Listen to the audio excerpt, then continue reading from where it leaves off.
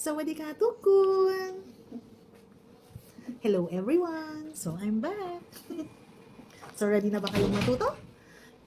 Last part na tinuro ko sa inyo is yung 5 W's. Naaalala niyo pa ba? What? Aray. When? Muray. Where? Tinay. Why? Tamay. Who? Cry. Bigyan ko lang kayo ng mga sentence na magagamit nyo just in case nandito na kayo. So, welcome to Thailand. What?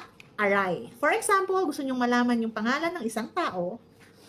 In Thailand, we say it, Kunchu aray ka?